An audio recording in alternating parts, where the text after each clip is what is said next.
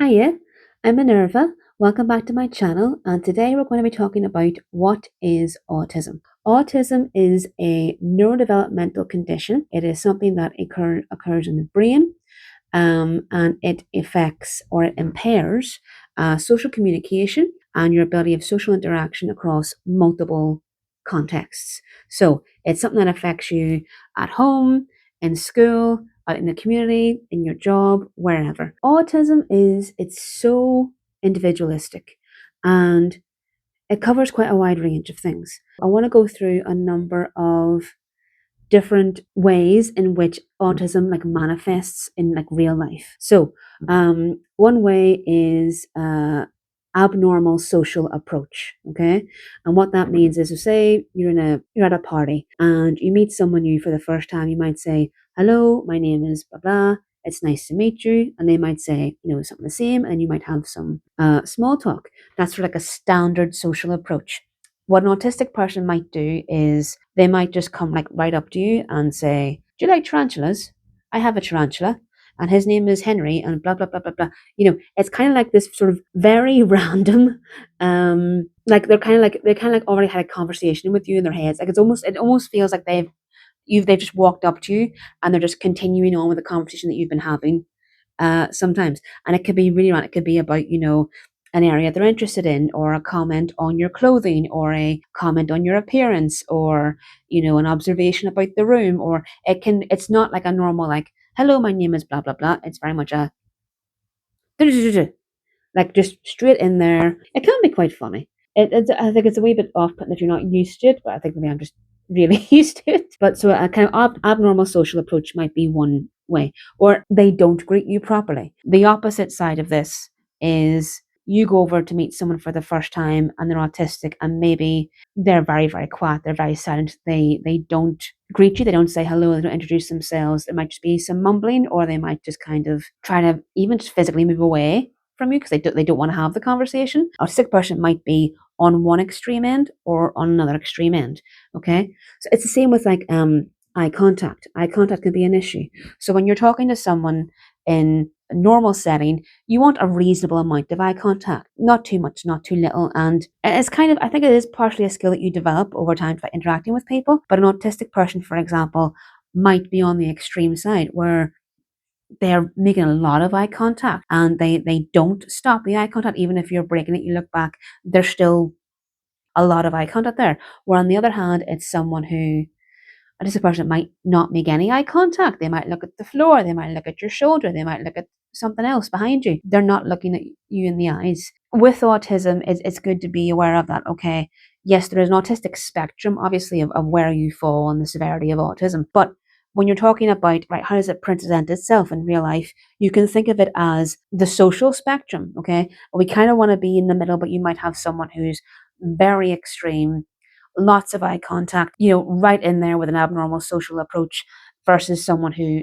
makes no eye contact and is not going to be approaching anybody, and would possibly try to evade a social interaction. This also links into a sort of failure of normal back and forth conversation. So, for example, if I come up to you and I say, "Hi, how are you?" You would probably say, "I'm fine, thank you. How are you?" And then we would have a normal back and forth conversation. Whereas someone with autism, for example, you say, "Hi, how are you?" They might just say, "I'm fine." And that's it. They might not twig that, okay, it's considered polite social behavior to respond with the same question back to the other person. So it might present itself that way. It's not deliberate bad manners. It's just doesn't occur to them. You've asked them a question. They've answered your question. What more is there? So non-verbal, someone who's non-verbal, that can be a way that autism presents itself. Again, if we look at the sort of the social spectrum, as it were, somebody, sort of, you want to kind of be in the middle where you are talking an appropriate amount and listening to people an appropriate amount, and that's how you can build social relationships. You might have someone who's completely non-verbal with autism, and even within that, there's different levels of, some people are able to support their child to the point where a few words are possible. Other times it's just there's just nothing. And then on the other side of this, what you might find is autistic can be very, very chatty. They'll chat about everything, even when they're not supposed to be chatting. Like they might get told off by teachers in class because they're chatting too much. And what you might find sometimes as well is that autistic person might have a particular tone to their voice. Some people describe everyone's different. So some people have like a monotone. They sound almost like a computer. Like there's no inflection. There's like they'll tell you something, even if it's something they really like, and there's no real kind of passion there. That's just how they talk. And then other people have accents that don't quite fit the region they come from.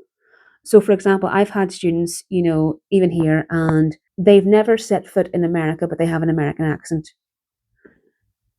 I'm not sure if that's just the influence of television or if it's just the way they're framing their words or something.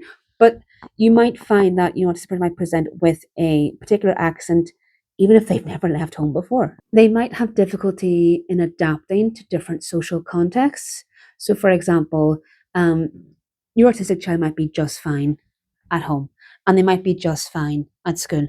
But then in a different context, a new context, like, okay, going to a friend's birthday party, going on a school trip, going on a family holiday, moving house, suddenly there might be an issue that you haven't encountered before. They might get very distressed and emotional with this. They might be very reluctant to engage in the actual place, the new place where they are, or it might, they might be holding it in until they get home and then it all comes up that way. And everyone gets nervous and anxious when they're doing new things or going to new places, but it would be a more sort of extreme reaction. So like even if it's an autistic person going into like a school trip and they're going with the class that they know and they're going with the teachers that they know and they're going with them the entire time, even though there's a safety net there, they still might have this. It's not part of their timetable. It's not part of their normal day. They don't know this place. They don't know the staff at this new place.